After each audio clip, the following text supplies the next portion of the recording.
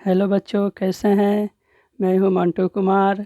आप सभी का इस लिग्रो एकेडमी में हार्दिक हार्दिक अभिनंदन करता हूं। तो आइए, आज हम लोग संस्कृत व्याकरण के एक बहुत ही महत्वपूर्ण बिंदु के बारे में पढ़ेंगे, जो संधि है। तो संधि का मतलब होता है मित्रों मिलन।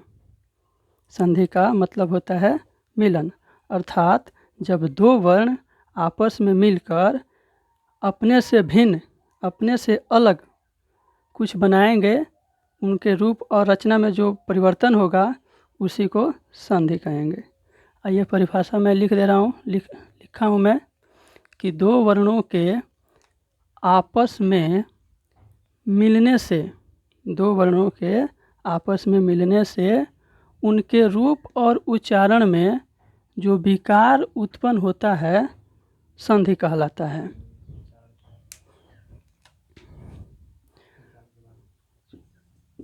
उच्चारण में जो विकार उत्पन्न होता है संधि कहलाता है। विकार का मतलब होता है परिवर्तन या बदलाव। जब दो वर्ण आपस में मिलकर कुछ परिवर्तन करेंगे, कुछ बदलाव लाएंगे, उसी को संधि कहते हैं। बात आती है वर्ण की। वर्ण की बात करें तो शब्दों का वह खंड या टुकड़ा होता है, वर्ण शब्दों का वह खंड या टुकड़ा होता है जिससे हम लोग पुनः खंड या टुकड़े नहीं करते, नहीं हो सकता। आइए संधि जैसे हम बात करें रामाधन इस, ये मिलेंगे तो रमेश बनेगा। अब ये रमेश कैसे बनेगा मैं बता रहा हूँ। इसमें म में क्या छुपा है, आ छुपा है। इस आ को हम लोग बाहर निकालेंगे और धन चिन्ह के जगह पर धन चिन्ह रहेगा, और इस ई को बाहर निकालेंगे। दोनों के बीच किसका चिन्ह है, जोड़ का चिन्ह है, धन चिन्ह। संस्कृत में इसको धन चिन्ह बोलते हैं। इसको मिलाएंगे, संधि करेंगे, इनके बीच संधि कराएंगे तो क्या बनेगा, ए की उत्पत्ति होगी। दोनों मिलकर क्या, अब ऊपर क्या बच गया है, राम। धन चिन्ह के जगह पर ए हो गया। इधर क्या बच गया है, स। इनको अच्छे से मिलाएंगे तो बनेगा रमेश। तो आइए, तो रम धन चिन्ह की जगह पर क्या हो गया, दोनों मिलकर के आ और ए हो गया। और इधर क्या बचा है, केवल स बचा है। तो सब को मिलाएंगे तो रमेश होगा। फिर एक और एग्जाम्पल ले लेते हैं। जैसे गणधन ईशः, इसमें क्या छुपा है, हमको इससे मतलब नहीं है। फर्स्ट शब्द में क्या दिया है इससे मतलब नहीं है, हमको मतलब है तो केवल लास्ट वाले से मतलब है, और इधर जो अंत वाला दिया है इसके पहले वाले से मतलब है। इसमें क्या छुपा है, अ छुपा है। धन चिन्ह के जगह पर धन चिन्ह, और इस ई को हम लोग बाहर निकाल लेंगे। दोनों को जब मिलाएंगे तो ए ही बनेगा। अब ऊपर क्या बच गया है, इसमें हलंत लग जाएगा क्योंकि इसमें अ छुपा हुआ था, अ को हम बाहर निकाल दिए हैं। तो क्या बच गया है, आधा अड़। आधा अड़ का मतलब नीचे हलंत लगा देंगे तो अक्षर आधा हो जाएगा। इधर क्या बचा है, हाँ, धन चिन्ह की जगह पर क्या हो गया, ए हो गया। इधर केवल स बचा है और ये विसर्ग। इसको मिलाएंगे तो गणेश होगा,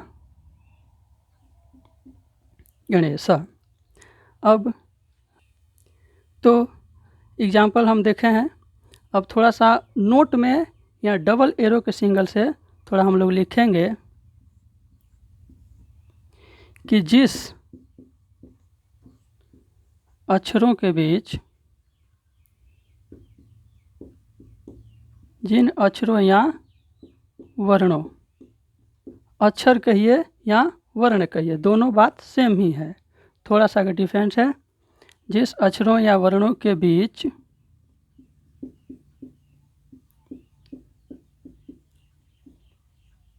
संधि हुई है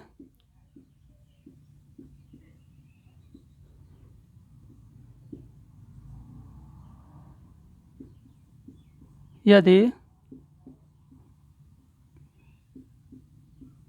उन्हें पहले वाले रूप में अलग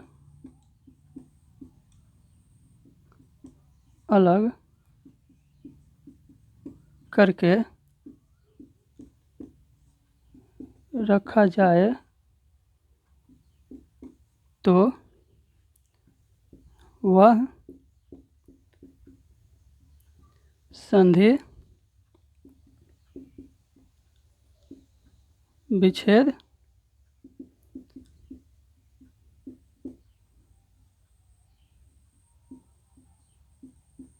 कहलाता है। अर्थात जिन वर्णों के बीच हमने संधि कराई थी, मिलन कराई थी, जब दो वर्ण मिलते थे गण धन इस या रमाधन इस, उनको हम मिलाए थे, उनके बीच संधि कराई थी। यदि हम उनको पहले वाले रूप में अलग अलग करके रखें तो उसे संधि विच्छेद कहेंगे। जैसे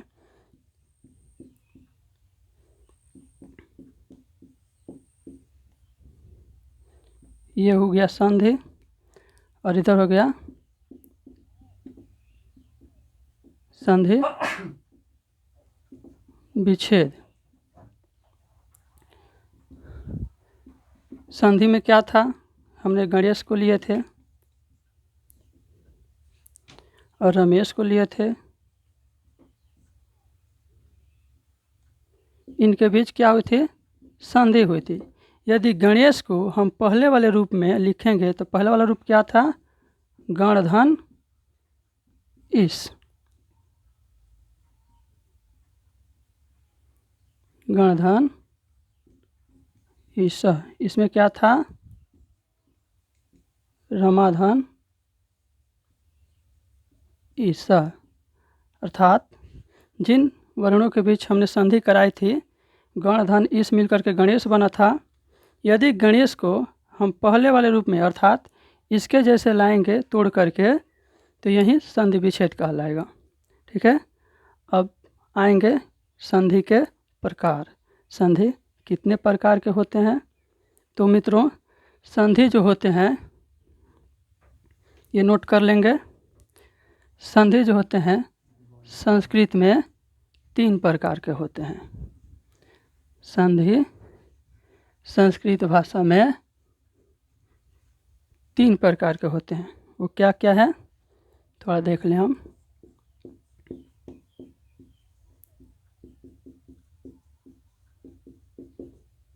संधि के प्रकार। संधि संस्कृत भाषा में 3 प्रकार के होते हैं। वो क्या क्या हैं, आइए। 1 नंबर में होगा स्वर संधि,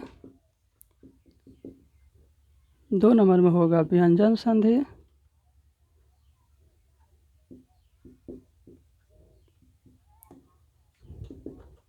और 3 नंबर में होगा विसर्ग संधि। तो मित्रों स्वर संधि को हम लोग संस्कृत में अक संधि भी कहते हैं, और व्यंजन संधि को हल संधि, और विसर्ग को विसर्ग ही कहते हैं। तो मित्रों स्वर संधि अर्थात संधि का मतलब मिलन और स्वर का मतलब आप जानते ही होंगे। अर्थात स्वर संधि में हम लोग केवल स्वर के साथ स्वर मिलेगा, हम लोग स्वर के साथ स्वर पढ़ेंगे, स्वर के साथ स्वर मिलाएंगे। व्यंजन संधि में स्वर के साथ व्यंजन मिलेगा, और विसर्ग में विसर्ग के बारे में पढ़ेंगे, विसर्ग मिलेगा साथ में। स्वर संधि को संस्कृत में अकह संधि क्यों कहते हैं ये मैं आपको आगे बतलाऊंगा। तो सबसे पहले हम लोग स्वर संधि के बारे में पढ़ेंगे। स्वर संधि हम लोग हेडिंग करेंगे।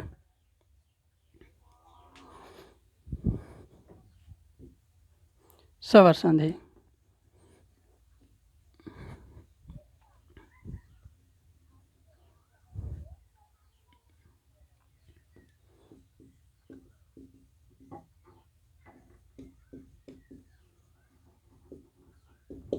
स्वर संधि। आइए स्वर संधि।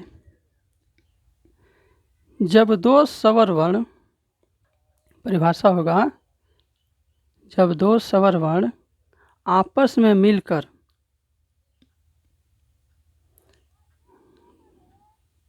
स्वर संधि अर्थात जब दो स्वर वर्णों के आपस में मिलने से उनके बीच जो विकार उत्पन्न होता है, जो परिवर्तन होता है, उसे स्वर संधि कहते हैं।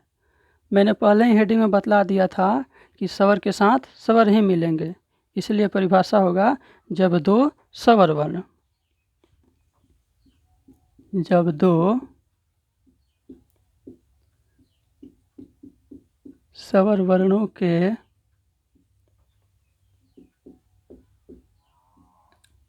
आपस में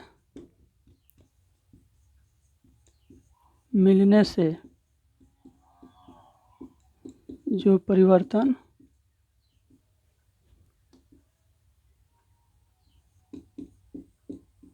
होता है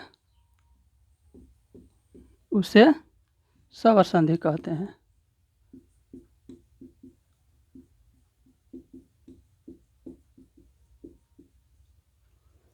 जैसे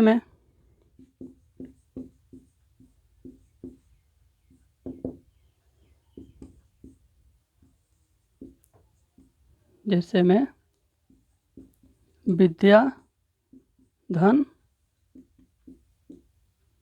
आलय, या में क्या छुपा है मित्रों? या में आ छुपा है।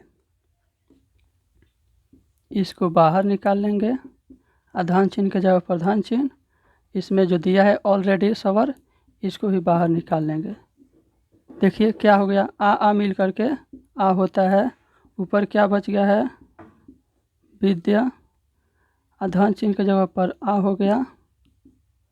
इधर क्या बच गया है? लय। इसको जब मिलाएंगे, य में आ मिलाएंगे तो या हो जाएगा विद्यालय। अर्थात इसमें स्वर के साथ स्वर मिला है, स्वर के साथ स्वर मिला है, व्यंजन नहीं मिला है। तो स्वर के साथ जब स्वर मिलेगा तो स्वर संधि कहलाएगा। आइए, जैसे गणेश पढ़े थे, गण धन ईश, गण में भी वही था। तो आइए अब स्वर संधि के प्रकार पढ़ेंगे। स्वर